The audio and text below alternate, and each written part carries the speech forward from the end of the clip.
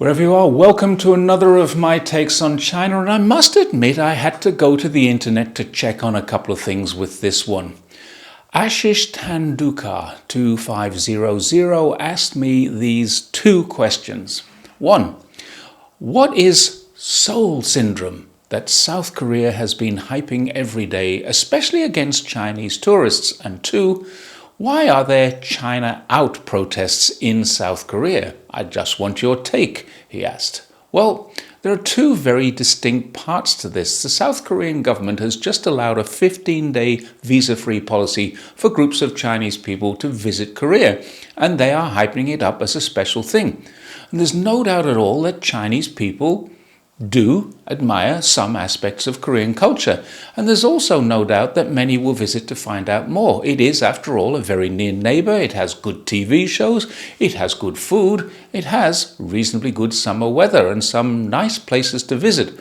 But what's being hyped up is that Gen Z, or Generation Z, that's people being born since the dawn of the internet age, 97 to 2012, are now entering the age where they can travel. They love South Koreans, apparently, and South Korea, in particular, Seoul. The truth is, I have no idea if that's true. Like everything else, if you say it often enough, it becomes true. I don't know many people of this age, and those that I do know are all children of friends, and I've yet to meet any one of them who has this syndrome, so I'm definitely not the person to ask. I am aware that Korean media is hyping it as a thing, but I've yet to find any personal experience of it. Like most things that I read in Western media, I take it with a pinch of salt until it's proven to be true. Now, this is not a negative thing. To me, it looks like a very effective marketing campaign to attract young people who happen to have plenty of disposable income to come and see for themselves what Seoul or Korea is like. When you hype something up, the hype becomes the reality, and therefore we have a marketing phenomenon. What I do know is that the reverse is definitely true. Late last year, China gave Koreans a 30-day visa-free entry, and the numbers surged by 60%. Now, of course, 60% isn't a good indication, but in between November and January, the actual number was 647,000 Koreans visiting China. Almost 2/3 in 3 months is pretty good. What Koreans will be looking for is how much money they take and how much will they spend when they're there. Tourism is a huge export dollar, and both countries have really capitalized. They're balancing each other out. 1 million tourists a year going from China into Korea and vice versa. Of course, everybody wants to attract more. And the best way to attract more is to make it more attractive. So having this Seoul syndrome, probably created by a marketing team, seems to me to be a great way to do it. Now, many people are talking about it, and that's what marketing is all about. Now they want to go and see what it's really like. However, they won't keep going if they're not welcome, and that brings us to the next point, the second question. Why are Koreans protesting against China? And the answer is US interests, nothing more. For some reason, despite there being not a shred of evidence that this has ever happened, many right-wing Koreans believe or have been told that China has interfered with their elections. As far as I know, China couldn't care less who is in control in Korea, because the US occupies the south part of that country anyway.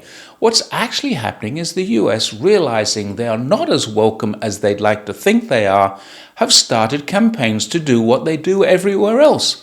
They want to prove that they are necessary, when they most definitely are not necessary, and most definitely not wanted. But if the Koreans have a problem with China, Americans often believe that protests against China will unite them in supporting US presence there. After all, the US firmly believes that they are the good guys, and without an ounce of self-awareness will tell the world how good they are at keeping Asians out of Asia. Why, I'd like to know, are Koreans protesting in English with US flags? And once you understand that, you understand how US media and its influencers work. Some Koreans, the same as some Europeans, some Australians, some Filipinos, some Japanese, and even some Americans, are misinformed and misguided. Hard to believe, isn't it? However, the great thing is that where there is now a visa-free policy for South Korea, thousands of Koreans are looking at China and they're coming for long weekends. They're seeing that there's almost no animosity between the countries. China loves Korean culture and Koreans mostly love Chinese culture. They're very similar. If they were protesting, as they often do, to get the US out of Korea, I'll bet we wouldn't be seeing that on Western media, because there's no doubt, and you can see it in Asian media all the time, that there are large protests against US interests in Korea. Let's go one step further. There are large protests against US interests in Taiwan too. Google these words. Protests erupt outside Taiwan Parliament, and you'll find there is a lot of resentment against the US in Taiwan. Google this. Japanese protest against US interests, and you'll find many protests. Not as violent or as loud as those that went on in Japan in the 1960s. In fact, Japanese and Koreans have been protesting against US occupation of their lands for a very long time. What's even worse is now that US cities are protesting against US occupation of their cities and states.